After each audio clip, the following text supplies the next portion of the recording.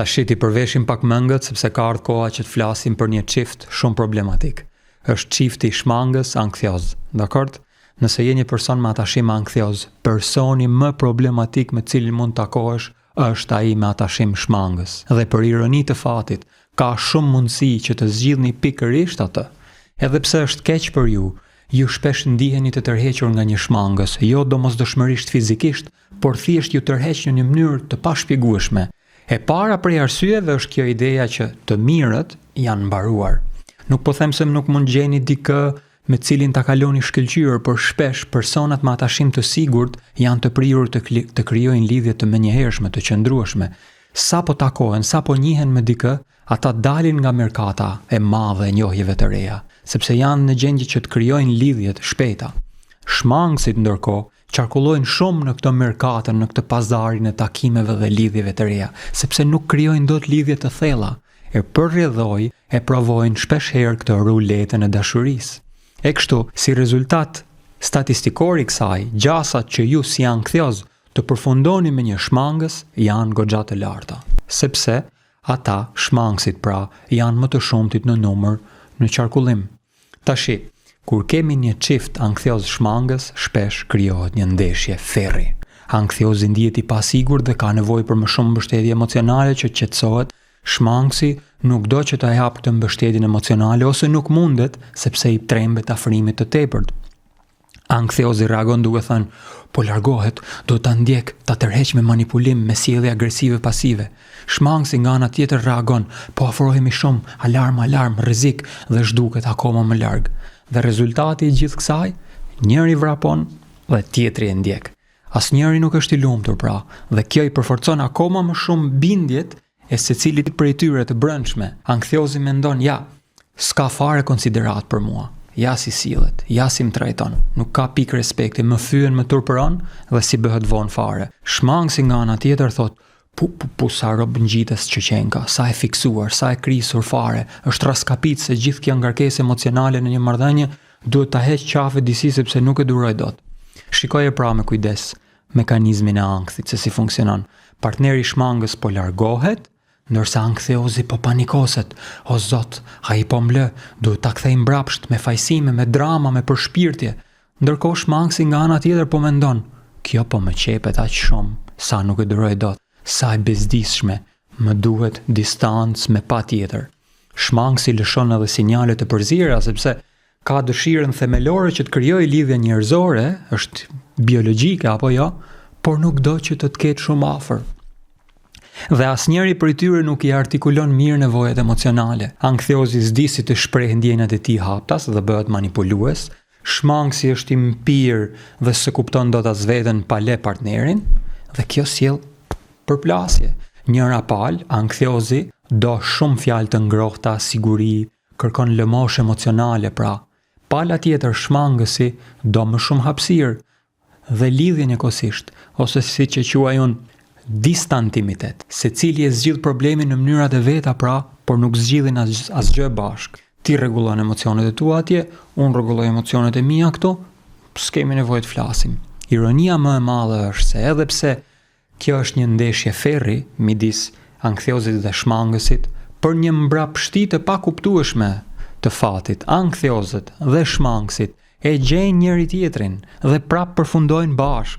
Një arsye për këtë e përmendëm që ishte ajo statistikore, por mund të ketë edhe ndonjë tjetër. Një arsye tjetër është se shpesh herë nëse je shmangës dhe fillon një lidhje me një person me atashim të sigurt, ai person nuk i duron mbrojtje shkollat e tua për shumë gjatë. Nuk vonon dita kur një person me atashim të sigurt të thotë, gjë këtu, kemi një vit që pres të avancojmë lidhjen tonë, s'po ndodh asgjë, ndaj do ndahem dhe do kërkoj dikë tjetër, sepse ka besim te vetja, beson se në det ka peshq plot. E njëjta gjë ndodh kur një person ankthtioz krijon lidhje me një person me atashim të sigurt. Dëgjoj këtu, ta kam shpjeguar mirë se unë të kam zgjedhur ty, nuk po kthehem te ishi, nuk po i hedh syt vërdall, vjen një far pike që duhet të qetësohesh, se nuk kam energji ta duroj gjithë këtë ankth. Pra njerëzit me atashim të sigurt thjesht nuk e tolerojnë marrëdhënien toksike të vazhdojë për një kohë të gjatë. Dhe tani vjen pyetja kryesore. Çfarë duhet të bësh ti nëse ke një nga këto stile atashimi, anktioz apo shmangës? A është zgjidhja që o Zot, thjesht më duhet të gjej dikë që ka atashim të sigurt dhe kaq mbaruan hallet e mia? Jo, ka plot gjëra tjera që mund të bësh. Në vend që të shpresosh që gjesh dikë që ka atashim të sigurt, zgjidhja është që të bëhesh në fakt vetë një person me atashim të sigurt. Dhe mos harro, nëse je anktioz, rikujtoje që ti je këtu, partneri është këtu dhe vjen një sinjal që thotë se ai ose ajo po largohet. Dhe ajo ndjenjë, ky sinjal pra aktivizon këtë serialin e sjelljeve tua automatike për ta tërhequr mbrapsht apo jo. Pikërisht është ky është momenti kur duhet ta këpusesh këtë rrethin vicioz. Po mësove ta ndërpresësh këtë serinë automatike, këtë serialin e veprimeve automatike, të gjitha problemet e lidhjes tënde lehtësohen. Dhe veprimi i parë për ta ndërprerë këtë sinjalin e veprimeve automatike në autopilot kur të kap ankthi nga sinjali, është gjëja e parë të marrësh komandën në dorë. Së pari pra bëhet fjalë për mënyrën se si ti e interpreton këtë sinjalin. Nganjëherë sinjali që percepton është thjesht nevoja jote e brendshme emocionale, pra është lëmosh emocionale ajo që ti po kërkon në të vërtetë. Për shembull, ndihesh e papërfillur sepse partneri po shkon në një aktivitet pune dhe ti e përkthen. Po normal, atij i pëlqen ajo kolegja dhe nuk e humb asnjë rast që të shihet me të.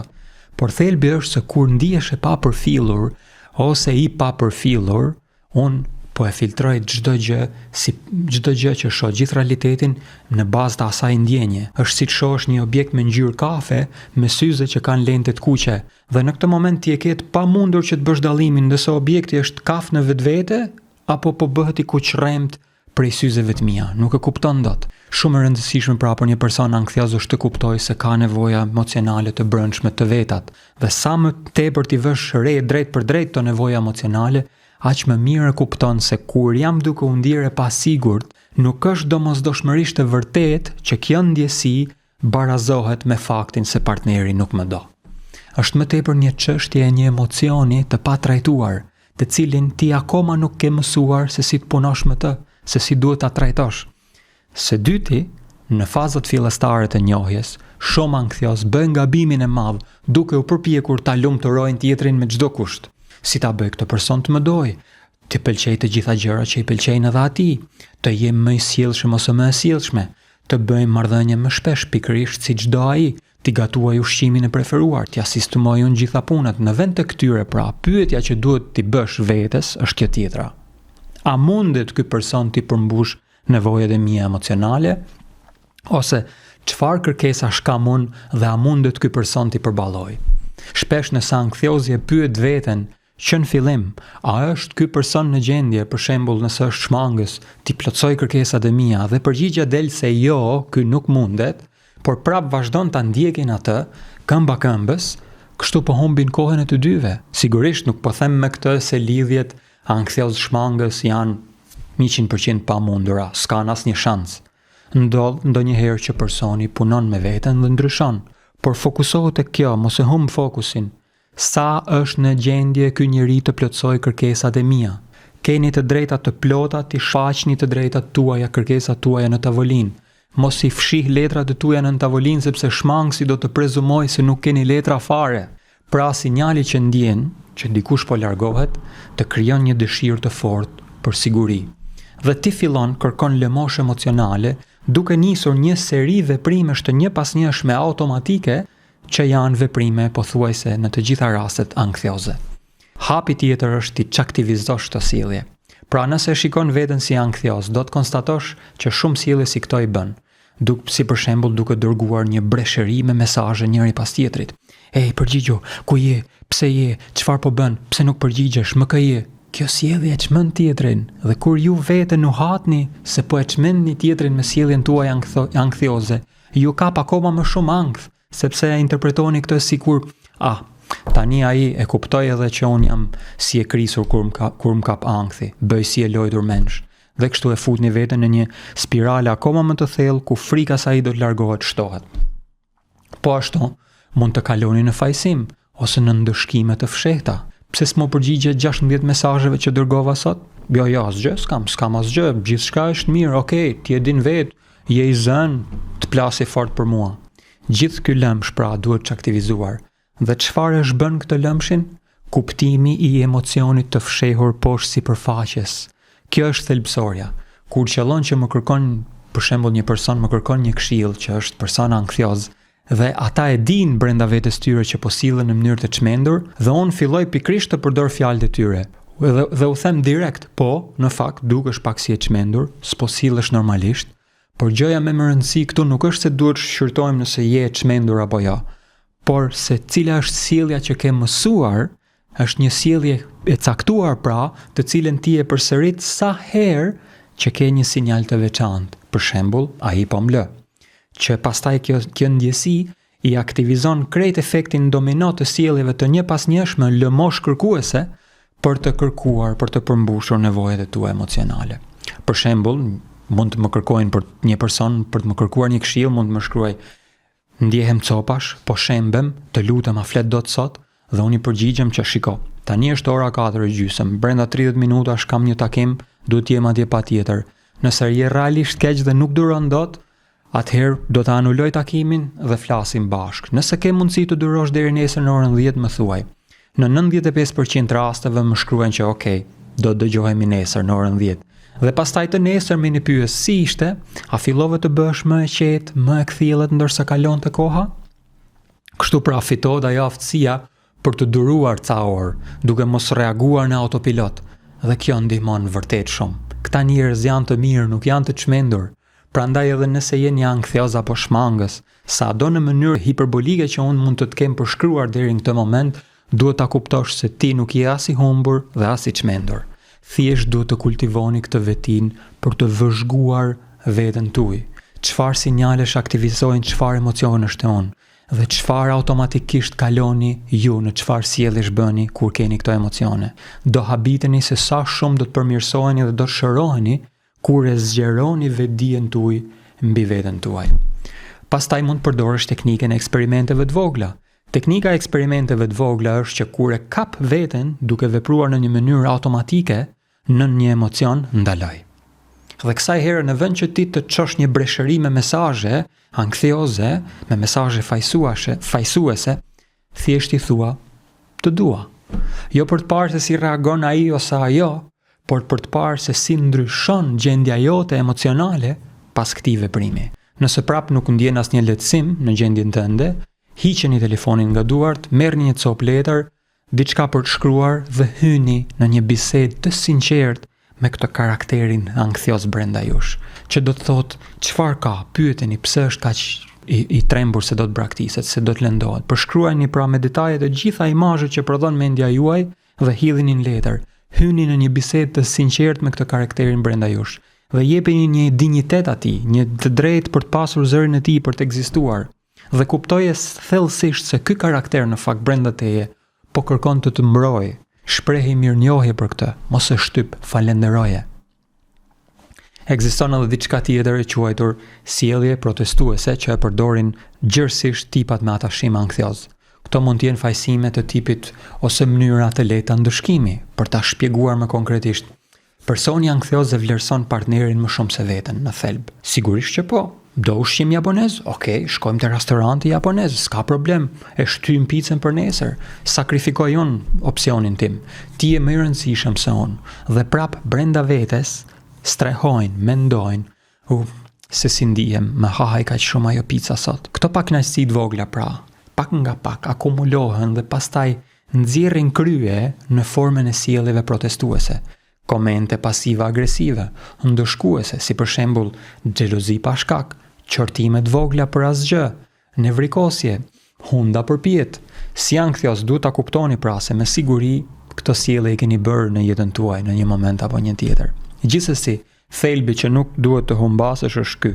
Çështja kyçe pra është kjo: cilat sinjale ju bëjnë të mendoni se ai po largohet? Cilat nevoja fshihen pas kësaj ndjenje? Dhe si e keni mësuar veten tuaj të reagoni ndaj tyre. Ose nëse po jetoni me dikë që sillet kështu dhe zgjohet papritur një mëngjes me një puçër të hunda dhe ndjehet keq, duken sikur ka nevojë që ti t'u japësh siguri se ju nuk do t'i lini ata për këtë puçrën. Duket qesharake apo jo? Duhet të kuptosh pra se sado që të duket qesharake, Shumë njerëz anksiozë mendojnë se kërkesat e tyre janë idiote, janë bezdi për partnerin sepse kur ishin fëmijë askush nuk i merrte seriozisht ato.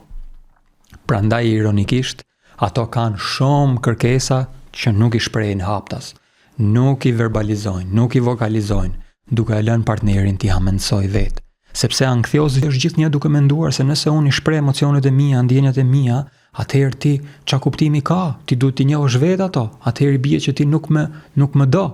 Pra, anksiozit duhet të kuptojë se rregullimi emocional nuk do të thotë që ti mohosh ti shtypesh e ti fshehesh ndjenjat. Do të thotë të zgjedhësh një reagim konstruktiv. Viktimizimi është kur fajson të tjerët për atë që ndjen ti. Rregullimi emocional është kur merr përgjegjësi për mënyrën se si reagon. Sekreti i stabilitetit emocional është zgjerimi i hapësirës ndërmjet sinjalit, cytjes dhe reagimit që zgjedhim ndaj tij. Viktor Frankl ka një thënie ku thotë që midis cytjes, ngacmimit, sinjalit dhe reagimit ton ndaj tij ekziston një çast i shkurtër kohor ku në atë çast ne mund të zgjedhim reagimin ton dhe në atë çast qëndron liria jote. Përpunoje pra emocionin përpara se të reagosh i pushtuar prej tij. Tani, nëse je mashkull dhe ke atashim anksioz, ka një dinamik krejt tjetër të veçantë që të përshkruan ty.